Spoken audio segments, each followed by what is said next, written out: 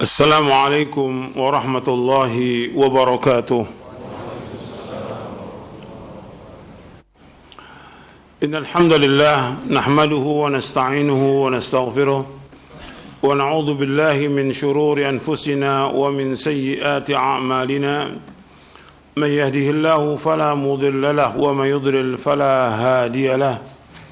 Asyhadu an la ilaha illallah wahdahu la syarika lahu وأشهد أن محمدا عبده ورسوله يا أيها الذين آمنوا اتقوا الله حق تقاته ولا تموتن إلا وأنتم مسلمون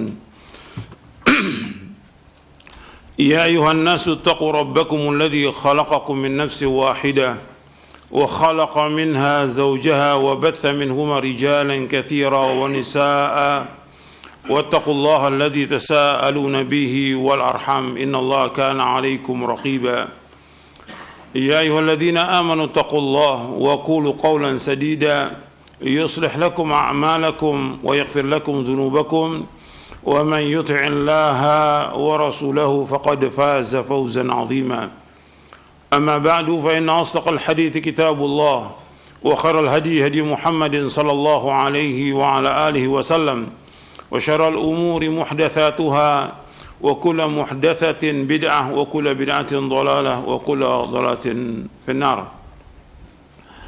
Ayuhal ikhwah, azakumullah, kepada jamaah yang hadir yang mudah-mudahan dirahmati oleh Allah Ta'ala, dan kepada semua pemirsa yang mengikuti kajian ini yang mudah-mudahan dirahmati oleh Allah Ta'ala. Alhamdulillah, kita bersyukur kepada Allah Subhanahu Wa Ta'ala atas segala nikmat yang Allah karuniakan kepada kita, nikmat Islam, nikmat iman, nikmat sehat, nikmat afiat, nikmat dijauhkan oleh Allah dari berbagai macam malapetaka.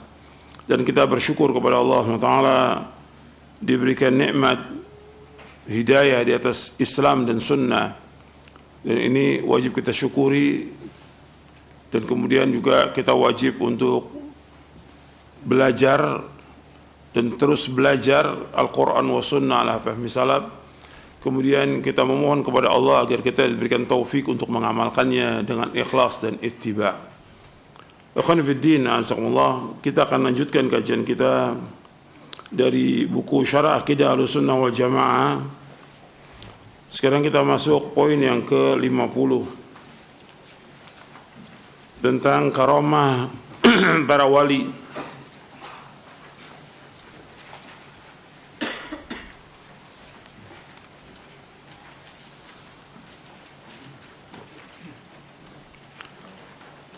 Karamah para wali ini dibahas oleh para ulama dalam kitab-kitab akidah, karena ada sebagian dari kelompok yang sesat yang mengingkari tentang karamah para wali ini, apakah itu dari Jahmiyah, Mu'tazilah dan yang lainnya.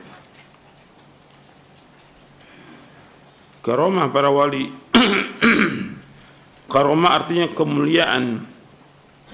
Karuma yakrumu karamatan, itu diddul ihana.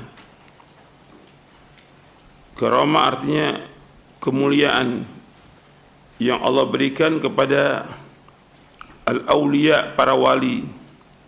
Yang dikatakan wali adalah orang yang beriman kepada Allah, orang yang bertakwa kepada Allah, itu dikatakan wali. Dasarnya untuk melihat di halaman 420 di surah Yunus ayat 62 ayat 63. Allah berfirman, ala inna awliya Allahi la khawfun alaihim wa lahum yahzanun alladzina amanu wa kanu yattaqun. Ketahuilah, sesungguhnya wali-wali Allah itu tidak ada rasa takut pada mereka dan mereka tidak bersedih hati. Siapa wali Allah itu? Yaitu orang-orang yang beriman dan senantiasa bertakwa. Jadi yang dikatakan wali itu orang beriman dan dia bertakwa kepada Allah, itu wali.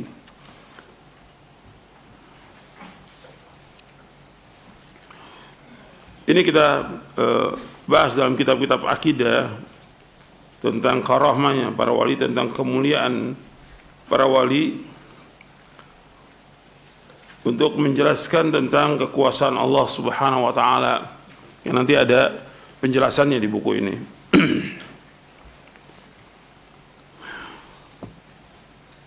Jadi karamah para wali, keutamaan yang diberikan oleh Allah kepada orang-orang yang beriman dan orang-orang bertakwa. Tapi bukan berarti satu keharusan kalau orang yang beriman bertakwa mesti ada karamah, tidak. Ribuan sahabat adalah orang-orang yang saleh, mereka semua wali-wali Allah. Para sahabat semuanya radhiyallahu anhum ajma'in, semuanya adalah wali-wali Allah, semua para sahabat. Tapi yang mendapatkan karamah hanya berapa orang aja gitu. Jadi bukan satu ketentuan, satu kemestian kalau dia orang soleh, kalau dia wali mesti ada karamahnya, tidak. Jadi antum perhatikan itu. Hatta khulafaur rasyidin, hanya satu dua aja yang mendapatkan karamah. Bukan berarti mereka tidak mulia, mereka adalah ahlul jannah, ahli surga. Jadi orang kadang-kadang mengatakan kalau dia wali itu berarti ada keluar biasaan. Dan harus dibedakan antara keluar biasaan. Jadi ada 3 keluar biasaan yang Allah berikan. Yang pertama untuk para nabi dan para rasul alaihimussalatu wassalam namanya mu'jizat. Yang kedua untuk para wali namanya karamah. Yang ketiga keluar biasaan dari tukang-tukang sihir. Dan yang terbanyak itu, ya, tukang-tukang sihir, dukun itu mempunyai keluar biasaan, tapi semuanya sesat dan menyesatkan.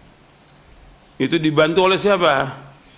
Dibantu oleh syaitan. Maka dikatakan mereka sebagai wali apa? Wali syaitan. Makanya Syekhul Islam punya kitab namanya Al-Furqanu Baina Awliya'ir Rahman wa Awliya'ir Syaitan. Perbedaan antara wali-wali Allah dengan wali-wali syaitan. Itu beda. Wali-wali Allah itu yang beriman, bertakwa, yang taat kepada Allah, melaksanakan kewajiban sholat yang 5 waktu, melaksanakan sholat-sholat sunnah, melakukan puasa, dan yang lainnya. Mereka berbuat kebajikan. Sedangkan wali-wali setan tidak sholat. Wali setan tidak sholat gitu. Bahkan ketika Jumat pun mereka enggak sholat Jumat. Kalau ditanya sholat Jumat di mana? Di Mekah. Bagaimana sholat Jumat di Mekah? Beda waktu kita dengan Mekah berapa jam? 4 jam gitu. Ternyata memang mereka tidak sholat. Kalau tidak sholat ya bukan wali. Kalau mau dikatakan wali juga berarti wali setan gitu. Jadi kita harus bedakan itu antara wali Allah dengan wali setan. Jadi beda antara sihir, mukjizat dengan karamah, itu beda.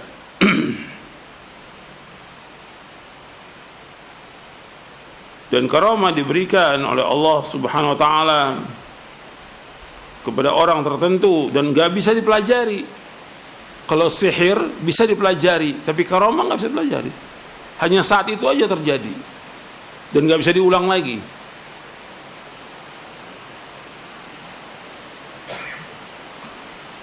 Termasuk dari prinsip Ahlussunnah wal Jamaah yaitu membenarkan, mempercayai karamah para wali dan apa yang Allah tunjukkan melalui mereka dari hal-hal yang luar biasa. Saya ulangi lagi. Kalau yang nggak bawa kitab coba lihat kepada temannya. Yang nggak bawa kitab lihat sama temannya. Nanti besok-besok bawa kitab. Lihat, jangan bengong. Kalau antum bengong asal di luar. Termasuk dari prinsip Ahlussunnah wal Jamaah yaitu membenarkan, mempercayai karamah para wali dan apa yang Allah Azza wa Jalla tunjukkan melalui mereka dari hal-hal yang luar biasa. Jadi Ahlussunnah mempercayai, membenarkan karamah para wali. Jadi membenarkan karamah para wali yang betul-betul memang dia wali. Dan apa yang Allah tunjukkan oleh mereka dari hal yang luar biasa. Tentang karamah para wali telah dibahas oleh para ulama Ahlussunnah. Karena ada golongan yang mengingkari tentang adanya karamah para wali. Dia dibahas karena ada yang menentang. Mereka yang menentang adalah golongan Mu'tazilah, Jahmiyah, dan sebagian dari golongan Asy'ariyah. Ada juga golongan yang gulu, berlebih-lebihan dalam menetapkan karamah. Mereka meyakini dan mengatakan bahwa setiap yang luar biasa adalah karamah, meskipun itu adalah sihir dan kedustaan. Mereka adalah golongan tarekat sufiyah dan penyembah kubur. Dan ini yang terbanyak di Indonesia ini. Yang terbanyak di Indonesia yang seperti ini. Setiap keluar biasaan itu mesti dianggap oleh mereka karamah. Kiai ini punya karamah, Habib ini punya karamah, tuan guru ini punya karamah. Padahal bukan karamah, tapi merupakan sihir.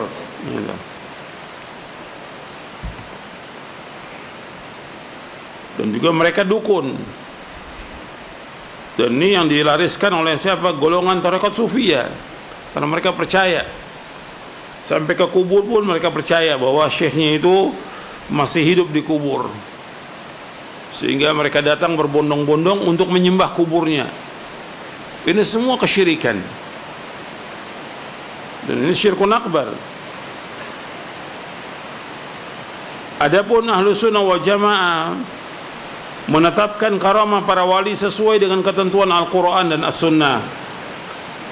Adapun Ahlussunnah wal Jamaah menetapkan karamah para wali sesuai dengan ketentuan Al-Quran dan Sunnah Nabi SAW yang sahih. Yang dimaksud dengan karamah adalah apa yang Allah Subhanahu wa ta'ala karuniakan melalui tangan para walinya yang mukmin, berupa keluar biasaan seperti ilmu, kekuasaan, dan lainnya. Misalnya makanan yang Allah berikan kepada Maryam bintu Imran. Nanti antum lihat di surah Ali Imran ayat 37 sampai ayat 40. Antum lihat ayatnya. Di sini ada ini, di ayat 37-nya.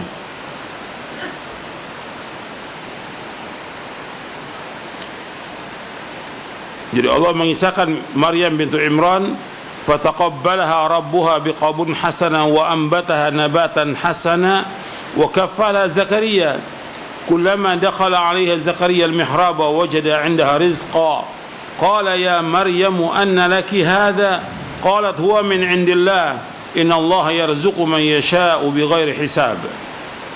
Maka Allah menerimanya dengan penerimaan yang baik, membesarkannya dengan pertumbuhan yang baik, dan menyerahkan pemeliharaan kepada Zakaria. Setiap kali Zakaria masuk menemuinya di mihrab, itu kamar khusus untuk ibadah, maka Zakaria mendapati makanan di sisinya. Maka Zakaria berkata, wahai Maryam, dari mana ini?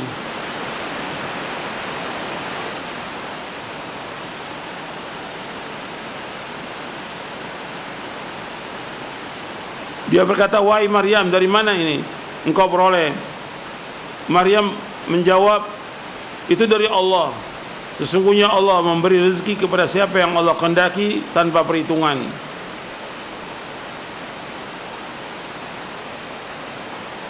Di sini antum perhatikan bahwa ketika Maryam ditanya, qala ya Maryamu anna laki hada, wahai Maryam, dari mana ini?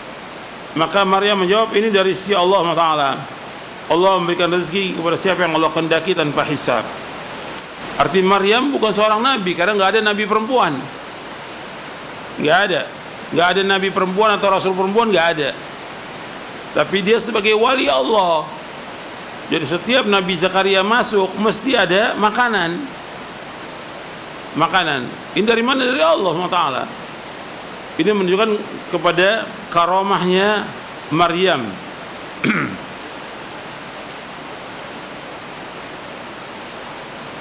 Kemudian juga yang lainnya, seperti naungan yang Allah berikan kepada Usaid bin Hudayr.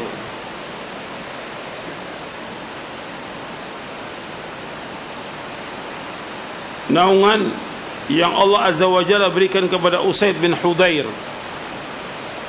ketika membaca Al-Quran. Usaid bin Hudayr radhiyallahu anhu seorang sahabat Jadi ketika dia membaca Al-Quran, Allah memberikan naungan kepadanya. Hadis ini sahih diriwayatkan oleh Imam Muslim. Serta berita-berita mengenai para pemuka dari umat ini, yaitu para sahabat, tabi'in dan generasi yang berikutnya dari umat Islam. Karamah tersebut akan tetap ada pada umat ini sampai datangnya hari kiamat. Arti karamah itu akan tetap ada, dan karamah itu diberikan kepada orang yang soleh, diberikan kepada orang yang bertakwa, diberikan kepada orang yang beriman. Karamah itu tidak akan diberikan kepada orang fasik, tidak.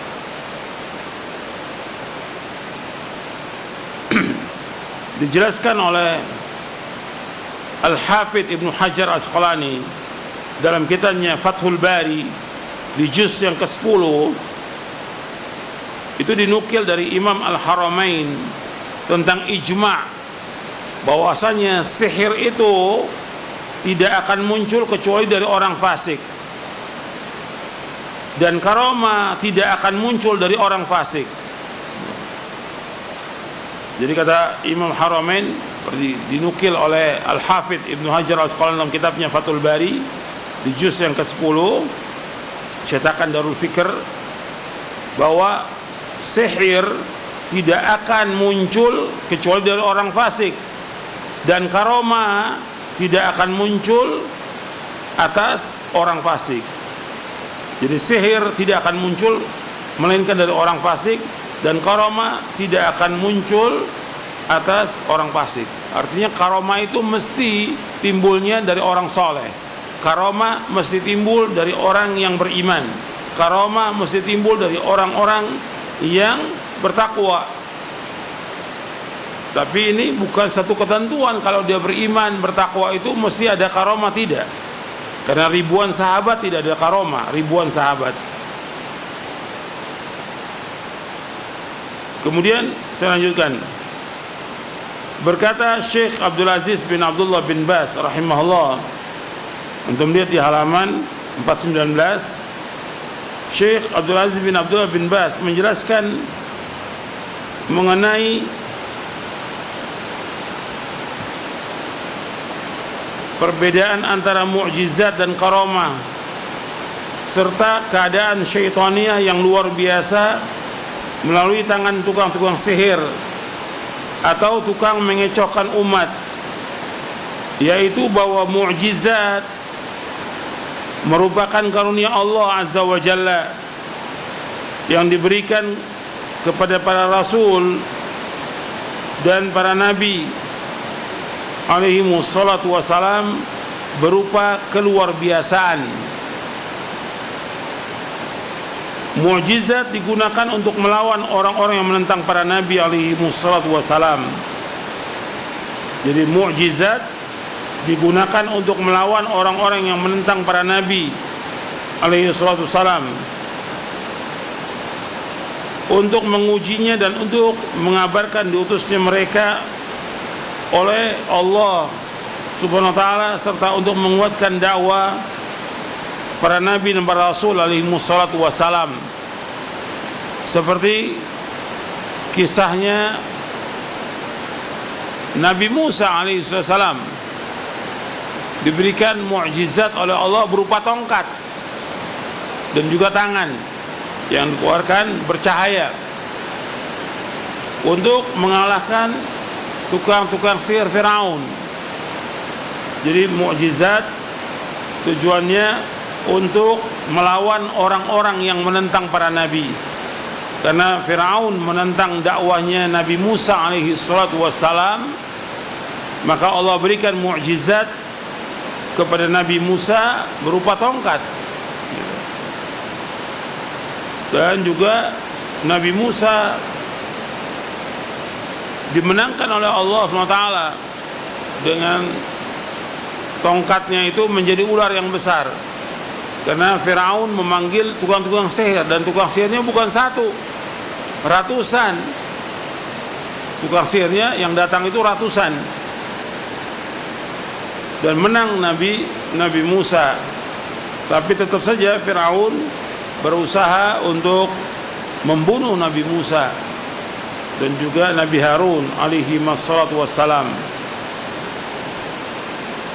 Begitu juga tentang Nabi Ibrahim ketika dimasukkan ke dalam api, maka Allah mengatakan, ya naru kuni bardan wa salaman ala Ibrahim, wahai api, hendaklah kamu dingin dan selamat atas Ibrahim. Begitu juga nabi-nabi yang lain seperti Nabi Isa alaihi salatu wassalam, bisa menyembuhkan orang sakit, bahkan bisa menghidupkan orang mati.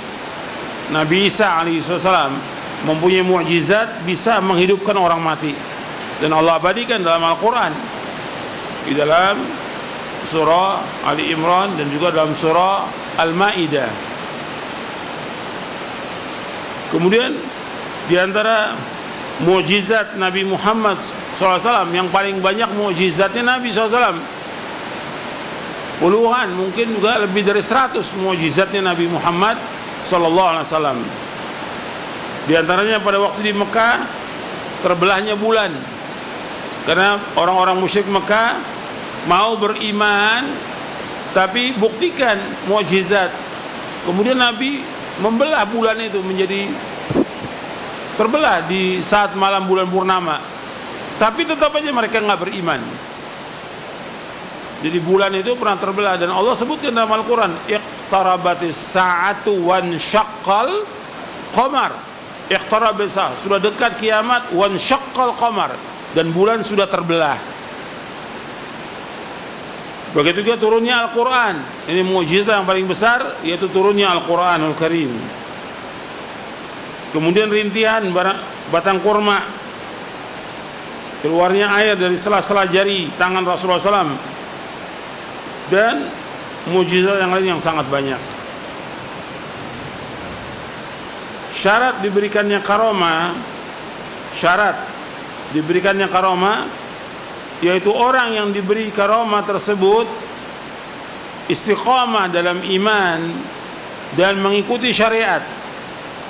Syarat diberikannya karomah, yaitu orang yang diberi karomah tersebut istiqamah dalam iman dan mengikuti syariat. Jika tidak demikian, maka yang berlaku padanya adalah keluar biasaan wali-wali syaitan.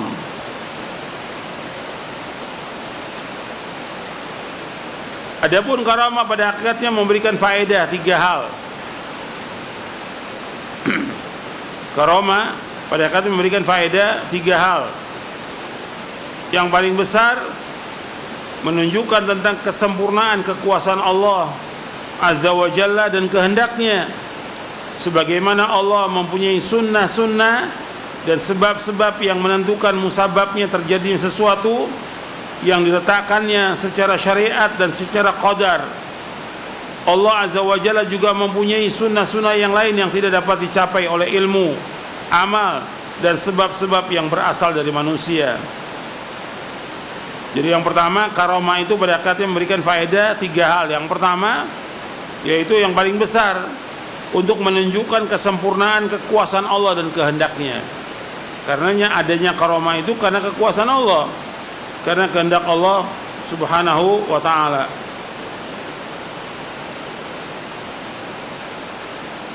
Dan ini contoh banyak ya, kekuasaan Allah yang diberikan kepada hambanya. Artinya pada hakikatnya semua ini menunjukkan tentang kesempurnaan kekuasaan Allah Subhanahu wa ta'ala. Yang kedua, bahwa terjadinya karamah untuk para wali pada hakikatnya adalah mukjizat untuk para nabi alaihi wassalatu wassalam. Karena karamah-karamah itu tidak akan diperoleh mereka melainkan dengan sebab keberkahan mengikuti nabi mereka, yang dengan mereka telah memperoleh kebaikan yang banyak. Artinya yang kedua, karamah itu yang diberikan kepada para wali pada hakikatnya mukjizat nabi.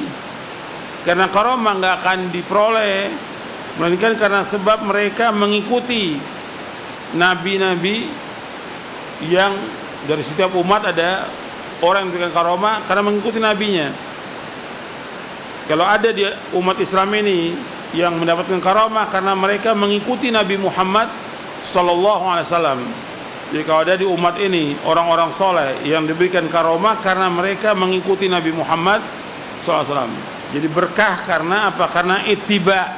Berkah karena ittiba kepada Rasulullah SAW.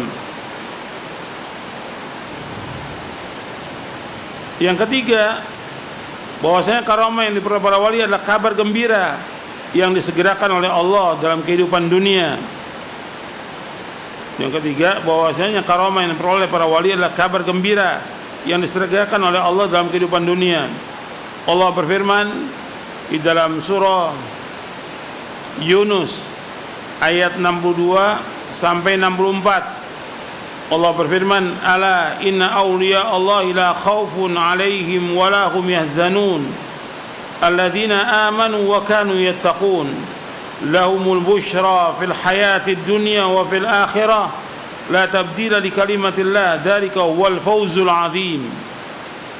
Ingatlah, wali-wali Allah itu tidak ada rasa takut pada mereka dan mereka tidak bersedih hati, yaitu orang-orang yang beriman dan senantiasa bertakwa. Bagi mereka berita gembira dalam kehidupan dunia dan akhirat, tidak ada perubahan bagi janji Allah. Demikian itulah kemenangan yang besar. Artinya Allah menyebutkan di sini bahwa para wali itu adalah orang yang tidak takut kepada Allah. Para wali itu adalah orang-orang yang tidak ada rasa takut pada mereka. Wali-wali Allah itu adalah orang-orang yang tidak ada rasa takut pada mereka dan mereka tidak bersedih hati. Para wali Allah adalah orang yang takut kepada Allah, tapi maksudnya mereka tidak takut dengan keadaan yang mereka hadapi dalam kehidupan ini. Mereka nggak takut dan mereka tidak bersedih hati, yaitu orang-orang yang beriman dan senantiasa bertakwa. Jadi yang dikatakan wali, orang beriman dan bertakwa.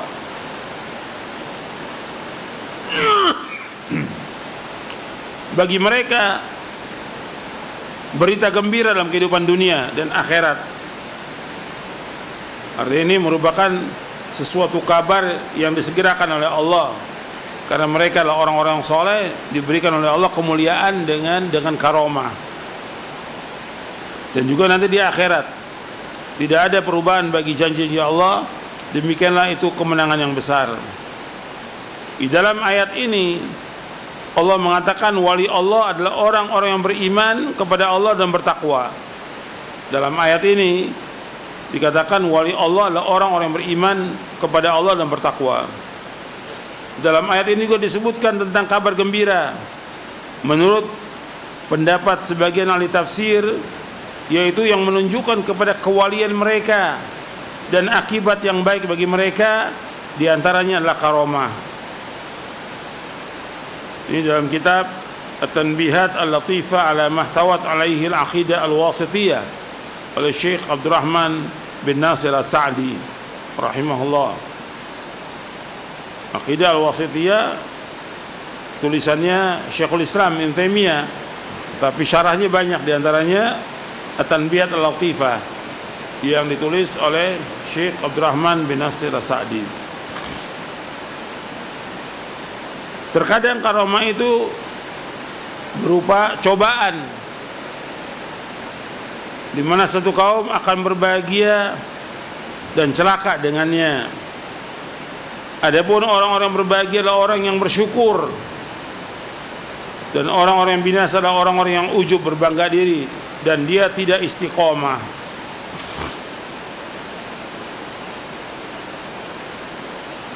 Imam At-Tahawi rahimahullah mengatakan orang mukmin semuanya adalah wali Allah. Yang paling mulia di sisi Allah adalah yang paling taat kepada Allah dan yang paling bertakwa. Saya ulangi, kata Imam At-Tahawi rahimahullah, bahwa orang-orang mukmin semuanya wali-wali Allah, dan yang paling mulia di sisi Allah adalah yang paling taat kepada Allah dan yang paling bertakwa. Jadi orang-orang beriman adalah wali-wali Allah secara umum. Tapi yang perlu diperhatikan bahwasanya orang beriman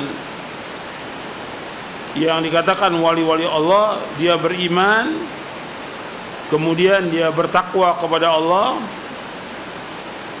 kemudian dia melaksanakan yang wajib-wajib, kemudian dia melaksanakan yang sunnah-sunnah. Artinya dia beriman, kemudian dia bertakwa kepada Allah, dia melaksanakan yang wajib-wajib, kemudian melaksanakan yang sunnah-sunnah, kemudian dia istiqomah. Itu yang dikatakan adalah wali-wali Allah. Jadi bukan dikatakan bahwa orang mukmin itu wali-wali Allah kemudian dia sudah pasti ada karamah, tidak. Tapi orang mukmin semua wali oleh Allah. Dengan dasar Al-Quran, Allah berfirman dalam surah Muhammad ayat 11, "Dzalika bi anna Allaha maula alladziina aamanu wa annal kafirina la maula lahum." Yang demikianlah karena Allah pelindung bagi orang-orang beriman, sedangkan orang-orang kafir tidak ada pelindung bagi mereka. Atau orang beriman adalah wali-wali Allah yang dilindungi oleh Allah Subhanahu wa taala. Allah juga berfirman di dalam surah At-Taubah ayat 71, "Wal mu'minuna wal mu'minatu ba'duhum awliya'u ba'd."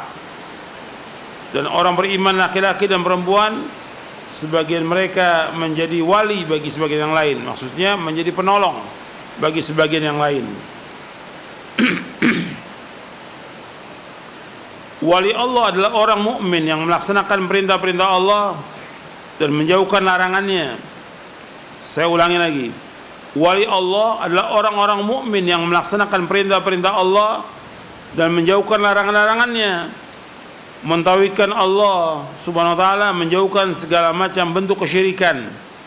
Melaksanakan sunnah-sunnah Nabi SAW, menjauhkan bid'ah. Melaksanakan sholat 5 waktu, puasa di bulan Ramadan, dan melaksanakan amal-amal soleh dan lainnya. Jadi antum perhatikan di sini, wali Allah itulah orang mukmin yang melaksanakan perintah-perintah Allah, menjauhkan larangannya.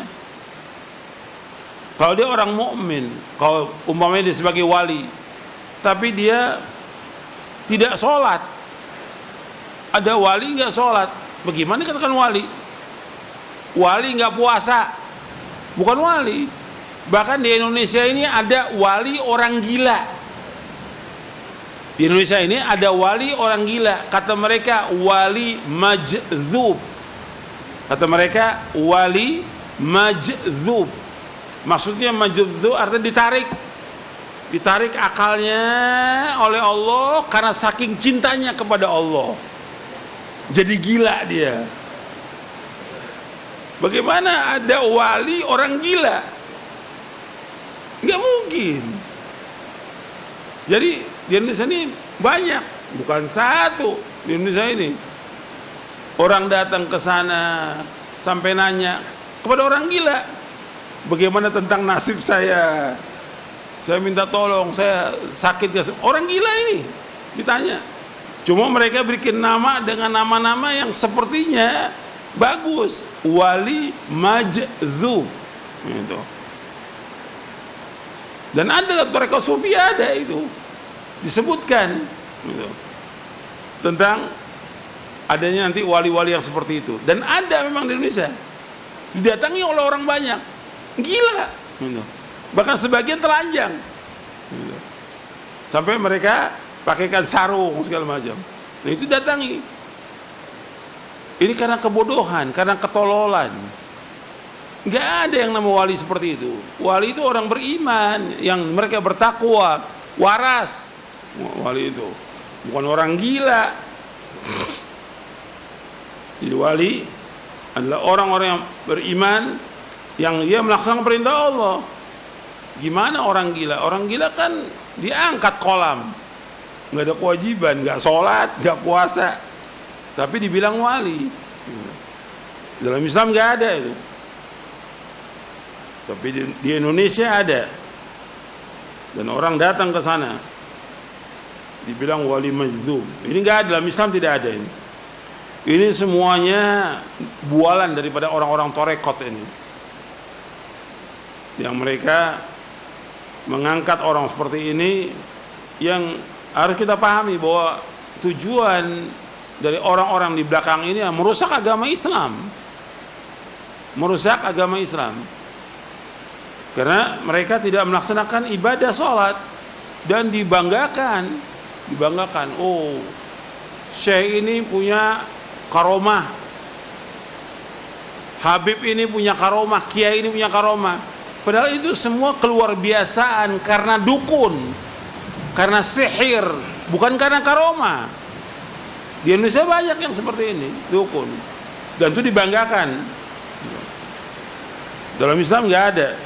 Dan cerita-cerita yang disampaikan kepada murid-muridnya, yang sampai kepada kita, semua cerita bohong. Maka dikatakan apa? Khurafat. Khurafat, cerita bohong. Dia bisa jalan di air, dia bisa terbang, nggak boleh dipercaya. Itu semuanya bohong. Dan nanti akan ada itu di bab selanjutnya, nanti akan ada tentang hakikat dan syariat. Seperti disebutkan, antum lihat di halaman 425. Di halaman 425. 424 425. 424 425. Kata Yunus bin Abdul A'la As-Sadafi rahimahullah, wafat tahun 264 Hijriah, pernah menyatakan, aku berkata kepada Imam Syafi'i, aku mendengar sahabat kita Al-Laits bin Sa'ad mengatakan bahwa apabila kita melihat seorang yang bisa berjalan di atas air, janganlah kita langsung menganggapnya sebagai wali Allah sebelum kita mengukur amalannya dengan Quran dan Sunnah. Kata Imam Syafi'i rahimahullah, menanggapi ucapan itu kurang. Artinya nggak salah, ucapan itu benar, nggak salah, cuma kurang. Lalu beliau menambahkan, bahkan jika kalian menyaksikan seorang dapat berjalan di atas air atau terbang di udara sekalipun, jangan kalian menganggap dia sebagai wali sebelum kalian mengukur amalannya dengan Quran dan Sunnah. Tolak ukurnya Quran dan Sunnah. Ada yang bisa berjalan di atas, ada yang terbang juga ada, tapi dibawa oleh siapa? Oleh setan, dibawa oleh setan. Maka dikatakan di sini dalam syairnya, idza ra'aita syakhsan qad yatiru wa fawqa ma'il bahri qad yasiru wa lam yaqif ala hududi syara' fa innahu mustajrajun wa bid'iyyun. Jika engkau melihat seorang dapat terbang melayang dan berjalan di lautan dengan mengambang, tetapi dilanggarnya batas-batas syariat Allah, maka ia adalah orang yang ditunda, mustajraj, ditunda siksaannya oleh Allah, dan ia adalah pelaku bid'ah. Jelas itu. Makanya wali Allah itu adalah orang-orang mukmin yang taat, yang melaksanakan perintah-perintah Allah, menjauhkan larangannya. Kemudian dari perintah Allah yang paling besar apa? Perintah Allah yang paling besar apa? Tauhid. Dia wajib mentauhidkan Allah, menjauhkan syirik. Kalau dia masih menyembah kubur, percaya kepada jimat-jimat, ya bukan wali dia. Dia dukun. Dia wajib mentauhidkan Allah, dan dia wajib menjauhkan segala macam bentuk kesyirikan. Kemudian juga dia melaksanakan sunnah Nabi, menjauhkan bid'ah, melaksanakan sholat yang 5 waktu. Nah, ini ukuran, ini tiang agama. Ukurannya sholat, tiang agama. Karena ini jelas dilihat oleh semua orang. Karena ketika dia dikatakan orang beriman, harus dibuktikan imannya dengan dia sholat. Sholat bagi laki-laki di mana? Di masjid. Tapi orang-orang yang dibilang wali-wali ini tidak pernah muncul di masjid. Sampai Jumat pun dia tidak muncul. Sampai Jumat itu nggak muncul di masjid. Antum bisa buktikan deh, di mana ada wali atau kiai atau habib yang dibilang dia sebagai wali, antum buktikan ke tempatnya, di daerahnya. Nggak sholat Jumat dia. Ketika ditanya kepada murid-muridnya, kenapa dia nggak sholat? Dia sudah wali. Ya wali, justru wali melaksanakan sholat. Kalau wali yang nggak sholat, ya bukan wali, wali setan dia. Bahkan sebagian ulama mengatakan kafir, orang meninggalkan sholat kafir. Sebagian ulama. Jadi ini sholat termasuk ukuran itu. Dan sebagian besar mereka nggak sholat, sebagian besar nggak sholat. Jadi orang-orang yang dibilang wali di Indonesia ini nggak sholat, atau Jumat mereka nggak sholat. Jadi perbuatan dosa besar. Yang paling besar meninggalkan sholat, perbuatan dosa besar yang paling besar meninggalkan sholat. Kemudian puasa di bulan Ramadan, ini juga ukuran juga, karena bersama kaum muslimin. Nah mereka kalau Ramadan nggak puasa, wali-wali ini yang dianggap wali oleh mereka nggak puasa. Antum bisa buktikan di tempatnya, di daerahnya, atau di rumahnya. Yang dikatakan wali-wali ini, yang banyak disebutkan di Indonesia ini, wali ini, Habib ini, antum bisa buktikan. Ramadan nggak puasa dia, nggak puasa. Dan ini semua bisikan setan, bukan wali Allah. Mereka ada wali setan. Kemudian wali Allah itu juga melaksanakan amal-amal saleh. Karena begitulah yang Allah sebutkan dalam Al-Quran. Mereka orang beriman dan beramal saleh. Jadi wali Allah adalah orang mukmin yang paling taat kepada Allah. Jadi wali Allah adalah orang mukmin yang paling taat kepada Allah, mengikuti Al-Quran dan As-Sunnah dan bertakwa kepada Allah. Mereka adalah orang-orang yang paling mulia. Allah Subhanahu wa ta'ala berfirman, "Inna akramakum indallahi atqakum, innallaha alimun khabir." Sesungguhnya orang yang paling mulia di antara kalian di sisi Allah adalah orang-orang yang paling bertakwa. Sesungguhnya Allah itu Maha mengetahui dan Allah Maha meneliti. Kemudian Syekhul Islam Ibnu Taimiyah rahimahullah berkata, "Innama ghayatul karamati luzumul istiqamah." Sesungguhnya puncaknya karamah, antum betulkan itu salah, tapi cetakan yang terbaru sudah dibetulkan.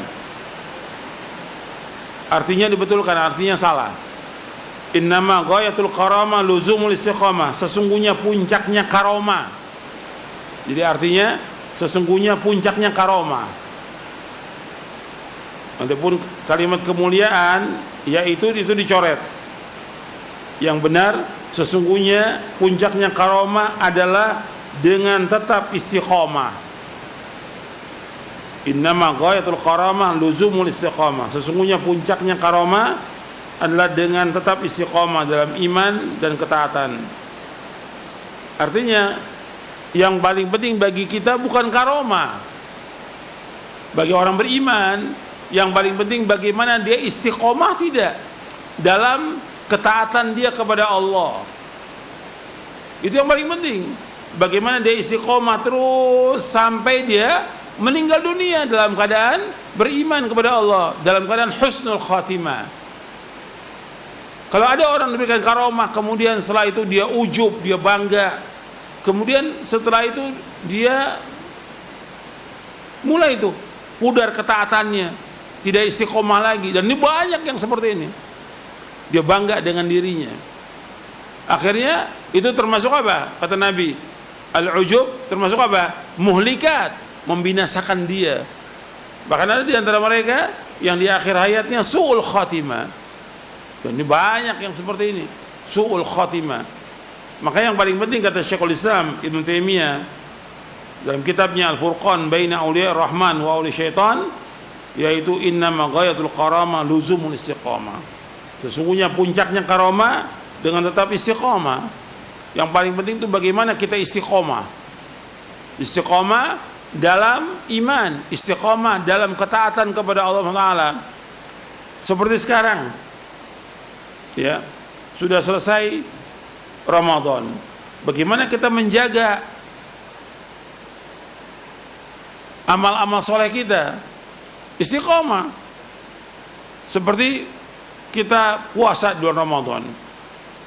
Selesai puasa Ramadan, bukan kemudian selesai, ada lagi sunnah-sunnah yang kita laksanakan. Seperti apa? Puasa apa?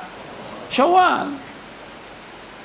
Dan Nabi menyebutkan demikian, man shama ramadhana summa atba'u sitan min syawal kana kasiyamid dahar.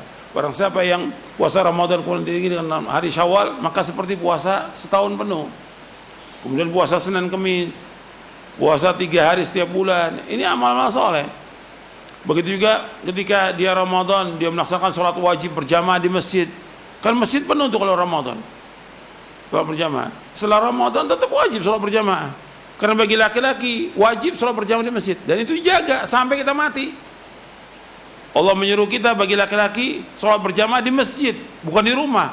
Wa aqimus sholata wa atuz zakata warka'u ma'raki'in, dalam surah Al-Baqarah ayat 43. Jadi karena sholat, keluarkan zakat, dan rukulah bersama orang yang ruku. Tetap jaga itu. Kemudian juga sholat sunatnya. Waktu Ramadan antum sholat sunat itu rawatib, dijaga setelah Ramadan. 2 rakaat sebelum subuh, 4 rakaat sebelum zuhur, 2 rakaat ba'da zuhur, 2 rakaat ba'da maghrib, 2 rakaat ba'da isya, 12. Barang siapa yang menjaga 12 rakaat, maka dijamin dengan sorga. Jaga itu, jangan tinggalkan itu. Kemudian sholat malam, antum tarawih 11. Ya apa setelah Ramadan kemudian nggak tarawih lagi, antum sholat tahajud. Tetap jaga itu. Makanya Nabi menegur seorang sahabat. Teguran ini sebagai celaan dan juga teguran buat kita semua.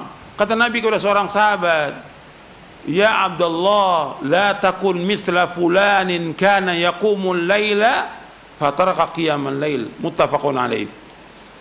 Wahai Abdullah, janganlah engkau seperti si fulan. Tadinya rajin sholat malam, sekarang ditinggalkan sholat malam. Setelah Ramadan udah nggak sholat malam lagi. Mesti jaga itu sholat malam terus. Dan Nabi menjaga sholat malam, para sahabat menjaga sholat malam terus gitu. Dan itu merupakan kebaikan. Dan afdalus shalah ba'dal faridati sholatul lail. Sholat yang paling utama setelah yang wajib sholat malam. Jaga itu sholat malam, dikerjakan semua karena Allah. Kemudian juga amal-amal soleh yang lain seperti sedekah, seperti membaca Al-Quran. Antum jangan tinggal baca Al-Quran, paling enggak minimal 1 hari 1 juz. 1 hari. Yang menyuruh baca 1 hari 1 juz adalah siapa? Rasulullah SAW. Iqra'ul Quran fi syahrin, hatamkan Quran selama 1 bulan. Iqra'hu fi 20 laila, baca selama 20. Artinya 1 hari 1,5 juz. Iqra'u fi 10, baca hatamkan selama 10 hari, berarti sehari 3 juz. Jadi terus baca itu Al-Quran tiap hari. Jadi bukan Ramadan aja baca Quran gitu. Tiap hari baca Quran. Dan kita jaga tuh istiqomah. Kemudian juga amal-amal soleh yang lain yang biasa kita lakukan, jaga istiqomah. Yang penting itu bagaimana kita istiqomah terus. Dan keutamaan istiqomah itu luar biasa. Keutamanya sangat banyak, puluhan keutamaan. Bahkan Allah menyebutkan dalam surah Fussilat, innal ladzina qalu rabbuna Allah tsumma istaqamu tatanazzalu alaihimul malaikatu alla takhafu wala tahzanu wa abshiru bil jannati allati kuntum tu'adun. Itu antum lihat, karena antum lihat nih ayatnya tentang orang-orang yang istiqomah. Kita harus jadi orang yang istiqomah. Bukan habis Ramadan ditinggalkan semuanya. Sampai baca Quran enggak baca Quran lagi. Salat malam ditinggalkan. Antum lihat surah Fussilat, surah 41 ayat 30 sampai ayat 32. Allah berfirman, innal ladzina qalu rabbuna Allah tsumma istaqamu tatanazzalu alaihimul malaikatu alla takhafu wa la tahzanu wa abshiru bil jannati allati kuntum tu'adun nahnu awliya'ukum fil hayati dunya wa fil akhirah wa lakum fiha ma tashtahi anfusukum wa lakum fiha ma tad'un nuzulan min ghafurur rahim. Sesungguhnya orang-orang yang berkata Rabb kami lah Allah, kemudian istiqamah, maka akan turun atas mereka malaikat-malaikat yang mengatakan, jangan kalian takut, jangan duka cita, dan bergembira kalian dengan sorga yang dijanjikan kepada kalian. Kami wali-wali kalian di dalam kehidupan dunia dan juga di akhirat. Atau para malaikat mengatakan, kami wali kalian dalam kehidupan dunia dan akhirat. Bagi kalian apa yang kalian sukai di sorga itu, dan bagi kalian apa yang kalian harapkan di sorga itu. Merupakan hidangan dari Allah SWT yang maha pengampun dan juga maha penyayang. Ini semua pemberian Allah, rezeki dari Allah SWT. Jadi orang-orang yang istiqomah itu dalam kehidupan dunia ini, yang pertama disebutkan di sini, turun malaikat kepada mereka. Yang kedua, yaitu malaikat mengatakan, jangan kalian takut, jangan duka cita. Artinya mereka tidak takut dan tidak duka cita. Terhadap apa yang terjadi di muka bumi ini nggak takut dia, dan nggak duka cita. Kemudian yang ketiga, diberikan kabar gembira dengan apa? Sorga orang istiqomah itu. Dan malaikat tetap memberikan pertolongan kepada mereka, baik dalam kehidupan dunia dan juga di akhirat. Dan mereka mendapatkan semua kenikmatan di sorga. Ini orang-orang istiqomah, manfaatnya besar. Maka Nabi ketika memberikan nasihat kepada seorang, kata Nabi, kul amantu billah tsummas taqim. Katakan aku beriman kepada Allah, kemudian kalian istiqomah. Jadi istiqomah ini penting dalam kehidupan. Jadi bukannya karomah, kita bukan cari karomah, tapi bagaimana kita istiqomah di atas Islam dan sunnah sampai kita diwafatkan oleh Allah Ta'ala. Seperti kita belajar aja, belum tentu orang bisa istiqomah belajar Quran dan sunnah, belum tentu. Karena nanti banyak godaannya, setan juga banyak. Kadang ada orang sekarang ngaji, belum tentu besok ngaji. Jaga istiqomah itu berat, dan perjuangan juga berat. Tapi mohon kepada Allah agar kita diberikan istiqomah. Maka di antara sahabat, di antara tabi'in yang berdoa, Allahumma anta rabbuna farzuqnal istiqomah. Ya Allah, engkau adalah Rabb kami, berikan kepada kami istiqomah. Ada pun doa Nabi SAW yang Nabi paling sering berdoa, ya muqallibal qulub tsabbit qalbi ala dinik. Anda bisa baca dalam sujud, ya muqallibal qulub tsabbit qalbi ala dinik. Ya Allah yang membolak-balikkan hati, tetapkan hatiku atas agamamu. Ya, sampai di situ kajian kita, mudah-mudahan bermanfaat. Wassallallahu nabiyana Muhammadin sallallahu alaihi wa ala alihi wasallam. Subhanakallahumma bihamdik asyhadu an la ilaha illa anta astaghfiruka wa atubu ilaik. Assalamualaikum warahmatullahi wabarakatuh.